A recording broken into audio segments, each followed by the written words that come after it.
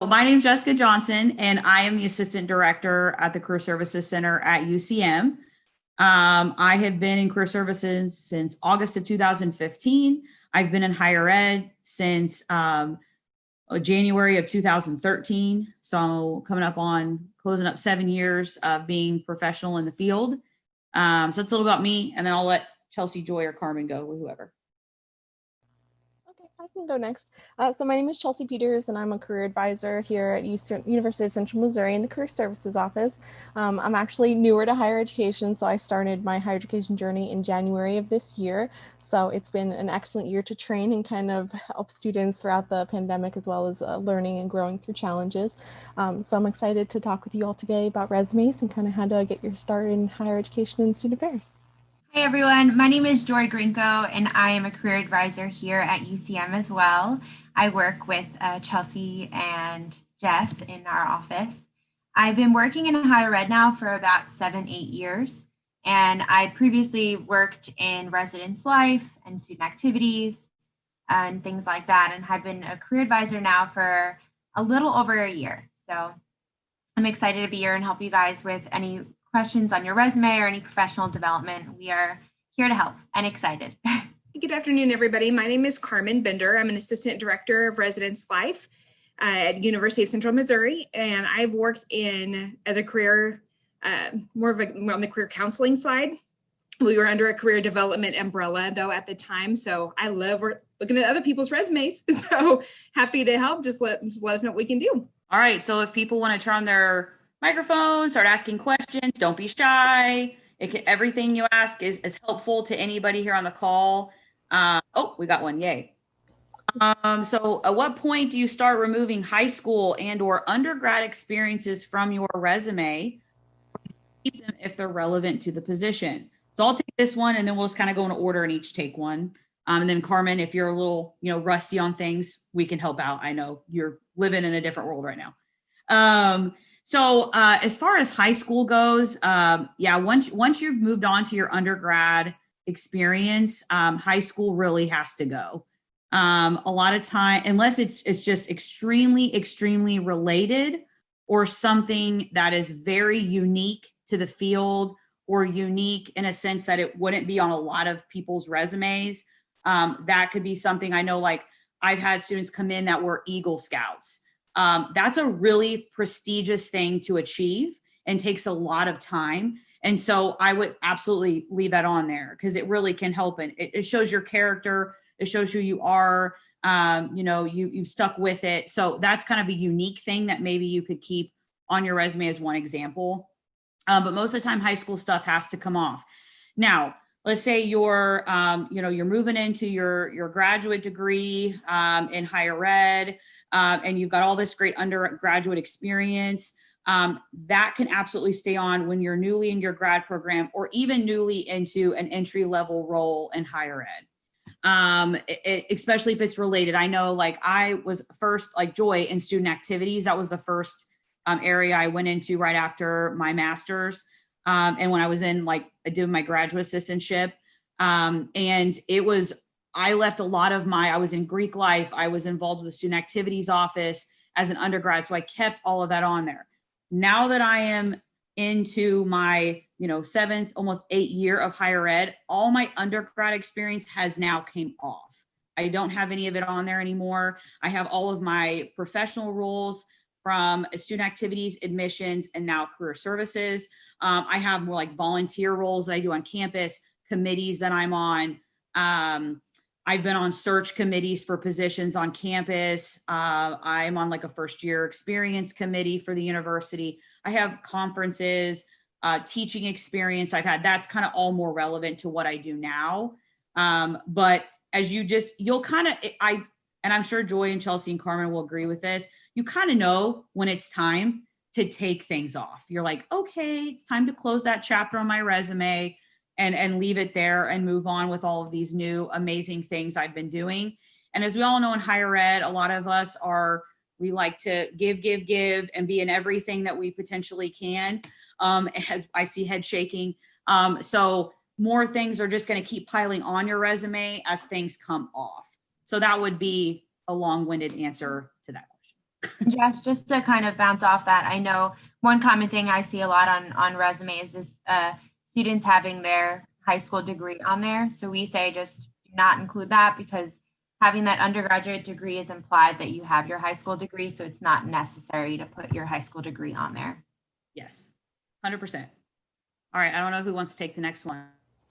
Well, I mean, the next one's slightly related to what you just talked about, Jess. So when applying to graduate schools, what should be included in the resume? What are some tips that will boost our application? So a lot of what Jessica had talked about is making sure it's related. So on knowing the industry, knowing the program that you're applying to, and trying to analyze your different experiences and what skill sets you have and how that will not only benefit you in that program, but how will you benefit that program itself?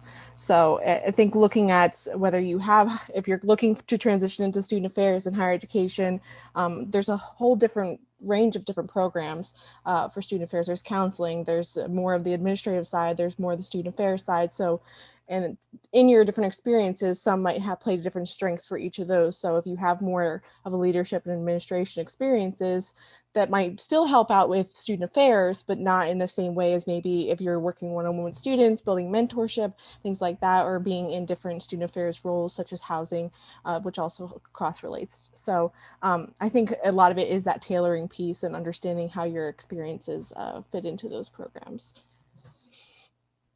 I will take Allison's question. You said, what are your thoughts about creative design colors on a resume? So we always recommend not using templates because they are pre-generated documents that are kind of hard to navigate and maneuver as you move further on in your career. And when it comes to the creativity and color and design, it depends on what industry you're in. So for example, if you're an interior designer, graphic design, then yes, you want to kind of showcase that your creativity through your resume. But for the most part, especially in higher ed, I would just say, not to use too many crazy colors and designs because ultimately you want to communicate your content and your knowledge, skills, and abilities and not necessarily distract the employers on your resume, whether it's super fancy. So we would just say, be conservative, focus on that content piece first, and then see how you can craft it and make it your own. Would you like me to go ahead and take Leslie's question? Or did anybody have anything else they wanted to add on that one? So Leslie asked, what's the appropriate way to integrate internship and practicum opportunities into your resume? Is it together or separate from employment? Mine, for my personal experience, is in there together. And what I do is, depending on the position I'm applying for, I have the most relevant experience towards the top. That's what you want them to see when they first look at your resume. So anything that you can pull that is, if it's relevant to the position you're applying for, leave it on there. There's so much you can get from a graduate school, from internship, practicum. Those are really good hands-on experiences that are really worthwhile putting onto your resume if it's relevant to the position. Absolutely. Good job, Carmen. All right, so we have another one. For grad schools specifically, would you include conferences attended and awards received? Absolutely. Yes. It doesn't matter if you're using it for grad schools or employment, especially in higher ed. We love conferences, we love awards, we love all those things. And so seeing those on student resumes can only impact them in a good way. And it shows that you're interested in that. I think if I was, I've worked in admissions, not at the grad school level, but undergrad level. And if we were to see students that had any kind of scholarships or awards or high GPAs, or maybe they attended some really neat conference through their high school experience, that was a benefit. I mean, that was something that would ignite us to say, oh, that's intriguing. We want to bring them in and meet them and really try to get them to be a part of our university. At the grad school level, same thing. You want good students. You want students who want to be involved, professionally develop, and it's same at the employment part too. I think if we have any candidates that are applying for a career advisor role, for example, that did a lot of conferences, a lot of leadership in their undergrad or graduate level, that's just a plus for them. So absolutely, I would say leave those on there. Jess, do you want to take the other part of Keenan's question for awards too? Yeah, I would say awards the same. I think, if you've gotten scholarships, you've gotten awards, it is like student of the year, or I don't know, we have a lot of different awards on different universities, but anything like that. I think that's only going to make you look more positive in any kind of application system. So. Okay, I don't know if am I next or are you, Chelsea? It doesn't matter. I mean, we can all kind of talk about CVs because we all have different strengths with it, but CVs are, I'd say, just an extension of a resume. Just you're explaining a lot more of your information. It's not as concise. And of course, there's less of a chance really for there to be a page limit on it. But on the other side of CVs, typically with research or even in higher education, you're explaining a lot more of your application of things and things that you've done. So like research, again, those conferences, different publications you've done, just all different types of projects that you've worked on, as well as maybe teaching experience or coordination with other committees. All different types of things can go on there. And it's more of a creative liberty, except for the conciseness of a resume. And again, there's a lot of strategy to it. So like Carmen had mentioned, more relevant experience to the top. You could do the same strategy with CVs as well, and kind of break into different areas of leadership or those projects or the research piece of it. And it really takes on a lot of different roles. Does anyone else want to comment on CVs? I think you did great, Chelsea. I think you got really. I think the one thing people always get overwhelmed of saying, what's the difference between the resume and the CV? And, for me, my CV looks just like my resume. It's just expanded on. So you can keep the same format, the layout that you have, just expand on different sections that might be applicable to graduate school versus going into the workforce. And just to touch base on Keenan's question about should you expand on your awards or not, I think it really depends on the award. And, if you want to highlight something about that award that was special, for example, I ended up winning the Chancellor's Award back in undergrad where only 5 people in the state win that award, right? So I wanted to highlight that. So that would be an appropriate time to kind of expand on that to showcase, this was a very prestigious award to win. But it depends. Yeah, you don't want to just go too much in detail and take up a lot of space on your resume by giving explanations on every single scholarship and award that you have, but just highlight some of those key ones. Should we avoid a resume that is 3 pages? So we recommend that a resume is either 1 full page or 2 full pages. It shouldn't be a page and a half or half a page, but definitely, especially if you are, for example, I've been in higher ed for a while, mine is a 2-page resume. And again, it has to be the most relevant information on there. Again, and with the CV, it can be as long as you need. So that's the big difference. And I mean, on the crux of that too, pay attention when you're applying places, because some of them do request a resume and other ones will ask for a CV. So I don't just make sure you're paying attention to what they're asking for, because if you often give them what they don't want, you may be looked at as though, okay, they're not reading the directions appropriately, or they're just not following what I'm trying to ask for.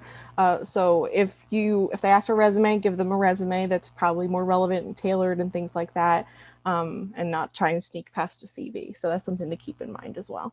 For the next question, thoughts on including an objective or references on a resume. So we always say to not really include an objective on a resume. It's very obsolete nowadays. And that's really where the cover letter comes in. The cover letter is where you're really expanding on why you're excited about applying for that position, your skills and abilities that are related to that job you're applying for. So we would recommend not including an objective on that resume. And when it comes to the references, that's a separate document. So the reference page will be similar to your resume with the header, your name and your contact info, and then all your references, but it shouldn't be on that same document on your resume. Some additional advice on resume sections and what to include.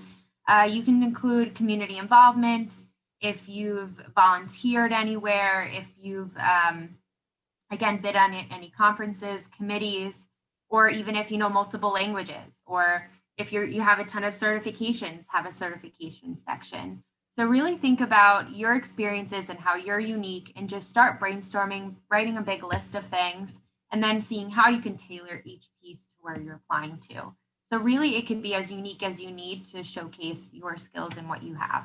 I think this next one, I think it would be interesting if even all of us who have dealt with search committees and have looked at resumes in higher ed, this one could be good. Because we had just recently, we hired Chelsea, just over about a year ago. We were just talking about this yesterday. And I wasn't there when Joy got hired because I was on maternity leave, but I've been through a few search processes, and then I also did a search for a trio position on campus. I'm sure Carmen's been in a lot of committees as well. I would say one of the more common steps I see on higher ed is there sometimes can be a little lengthy. I think students sometimes put, and a lot of times we'll see like education at the bottom. I want to still see that education at the top. I think in higher ed, education is so valuable to what we do. And I think seeing that degree and whatever that is that you received it in, whether that's, like a CSPA program or, I know Joy has psychology. So whatever that is, I want to see what you did, where you got it. So I think always having that education at the top, breaking up, graduate assistantships versus full-time roles, I think is always good. I had a graduate assistantship my first year in my graduate program, but then moved to a full-time position in my second year. So I had a little bit of both during my grad program. So I broke all those out. I think also using, tailor it, just like we were saying earlier, please, please, please look at job postings and tailor your resumes to those specific jobs. I think also, highlighting different things that you did. Those leadership roles are still really important. Maybe you didn't have career services experience if you were applying to a position in my office, but you did, something in student activities where you were mentoring students or working with them one-on-one. That's still valuable to me. So it's all about tailoring your experiences and making it fit the job posting that you're looking at. That is so huge. And career services people are the worst critics of any job search committee because we expect perfection in resumes and cover letters. And we have to sometimes tone ourselves down a little bit because we realize that not everybody's had the training that we've had in our roles. So not everyone will be as critical probably as maybe a career services office in higher ed. And something else I'd like to mention just about common mistakes that we see. My biggest pet peeve, and I'm sure all of you can agree, is spelling and grammar errors. It's huge because it really shows that those people, their resumes, they're not taking that time out to fix that document and submit their applications properly. I had one time I was on a committee for someone and they spelled the name of the school wrong. And it was just like an automatic no, right? So you want to make sure that you have that document reviewed by your career advisors from the school you're in, or asking faculty or peers. Have multiple people look at that document to give you feedback. And yeah, spelling errors are big. And for me, I personally love, just because I value education so much, that I love seeing that education, your degree at that top, right? So that should be the first thing on your page, your degree, and you should be proud of that. Because again, if you're looking at working in student affairs, higher ed, that's good to have at the top to showcase what school you went to and the degree that you have. I would agree with what Joy had said. And even I've seen the flip side of what Jessica had mentioned as well. Students not including very much, not utilizing the space. You have some great experiences, put them out there and let people see that. So I've seen people, have resumes that are not quite half a page. And I'm like, oh no, this is your 1-page advertisement for yourself. Use it. Things that are even could be relevant. I think sometimes people sell themselves short and don't think that they should include, things, but put it out there. And like Joy mentioned, have people look it over multiple times and keep adding to it. I mean, it's a working document. So keep adding to it as you go semester by semester, you should review it. It makes it a lot easier. And then when you're getting ready to apply different places. Yeah, so, I think I'll read Allison's question. I think that was the next one. Yeah. Thoughts on including anything that is possibly controversial, things like activism, involvement in social justice organizations. For me, what I would say is if that's something you're passionate about and you value, and that's part of your core beliefs, yes, include it. Because the one thing that could happen is that a department or organization sees that and doesn't want to hire you for it. You don't want to be working at that place, right? So you want to be true to yourself and be as transparent as possible so that you find a place that you're working for that also values those things and can support you in that way. So absolutely include that information on there. Great point, Joy. I was going to say the same thing, because realistically, you don't want to force that fit. So you don't just want to settle for those things, or just, okay, this opportunity's here, I'll have to compromise myself. You don't want to do that in any way. So absolutely, if you controversial does not always mean bad, because you're still respecting differences of opinion and different views and challenging those, but in a respectful way. So of course, yes, if you feel as though you're passionate about those, then absolutely include it on there. Okay, so next one, if a school asks for a resume or a CV, which do you recommend doing? So this happens a lot, especially when we're working with students that are, going to, grad or pre-professional schools. I think you have to think about your experiences. The way I break it down too is if you have a lot more work experience, then maybe the resume is going to be a better fit for you. You're not going to see so much on a resume, maybe some of like the publications and the research and all of that, whereas you'll see more of that on a CV.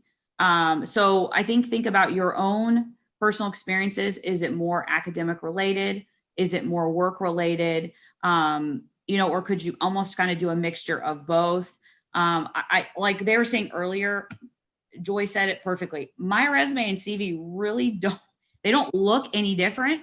The links are different and some of the sections are different. That's a big difference. So don't get so caught up on like, I have to pick a resume or a CV, because you might be able to find kind of a cool combo between the two. And a lot of times when we come out of our undergrad, we might not even have quite a bit enough to make it over a 2-page document. You might be right at a 2-page if you're super involved and did all these things, but realistically, most undergrad students have a page, if not maybe 2 pages. So a lot of times it's fluff, as we like to call it. And we can kind of like, oh, you don't really need this, or formatting issues or spacing, things like that too. So think about that. Yeah, and I think, Jess, that goes to Keenan's question about, having a 3-page resume and all that stuff's in there, and struggling kind of how to consolidate that. And I'd be very curious to see your resume, because a lot of times it's formatting issues. There's ways to kind of condense it all. I've always seen students come in and say, I love all the content. I have 3 pages and I can't bring it down. And we managed to fit it all on either 1 or 2 pages. So for the most part, a lot of it is formatting stuff. But I'd be happy to take a look at it and help you with that problem.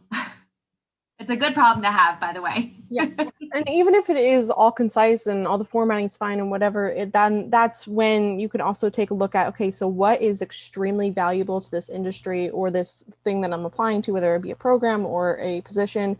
And then anything that you don't get to talk about on your resume, you can always bring up in a cover letter if that's given you great experience.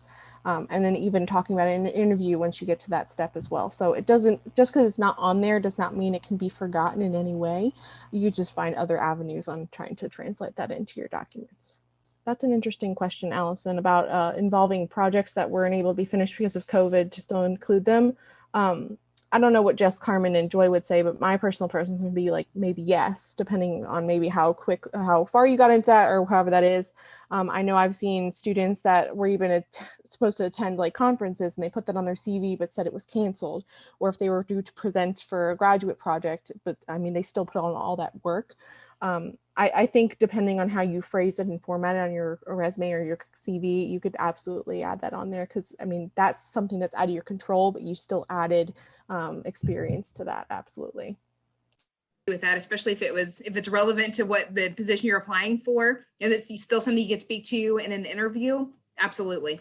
I think on Leslie's question about emphasizing that your internship was virtually, I think that you can elaborate on that through your bullet points about what you did and how it was virtually. So tell me how you what you did, in that role, and that virtual piece will come up. So I think through your bullet points, you can emphasize that. I think also, if a lot of you had experiences, I know we had a remote intern this past summer.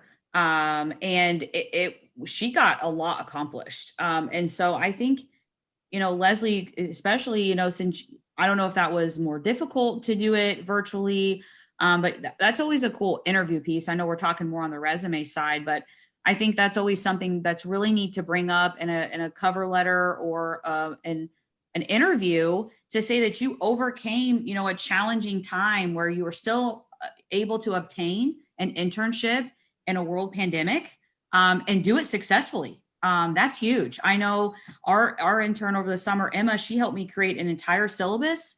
She helped me create an entire training program, and we did it all through Zoom. And for her, what an amazing resume builder for her to say that she successfully created both those things for an office. And so I told her, please beef that up in an interview, on your resume, and your cover letter, because that is huge. And I could have not accomplished all of that without her help. So props to you, Leslie, for doing a virtual internship, because I think that's a really great accomplishment.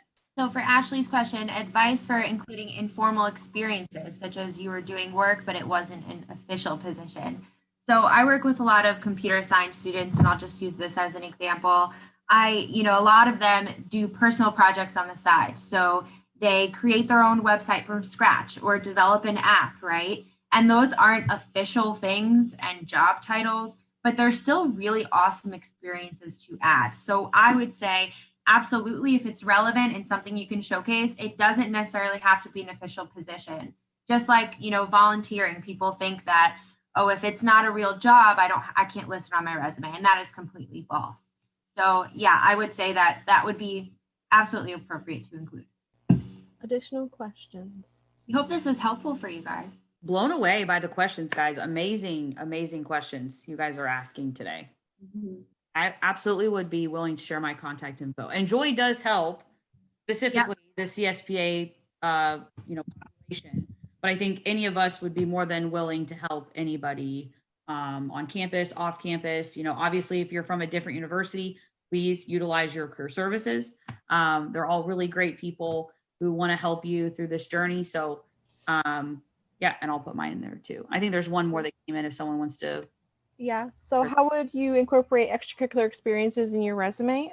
Again, similar to how we talked about with it being whether it's an official position or even if you were just a member of an organization, whether that be a national organization or even just something on your campus, you can absolutely put that on there. That could be university involvement if it's clubs and orgs, or if you could also put on different things, part of your, what's the word?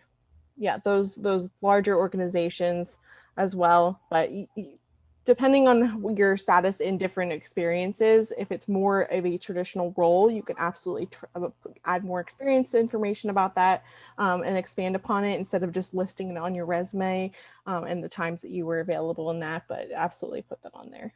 So Allison asked, is there any mistakes you commonly see that would be an immediate turnoff? Templates. Yes. Templates. We see them all and we see the same ones over and over and over.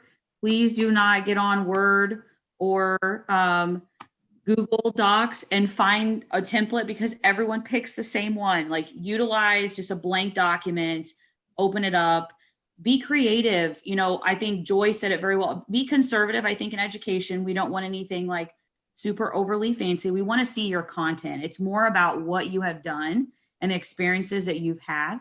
So if you want to do a little pop of color, it's not like a huge deal, but really focus more on the content. But please, please, please do not use template, please.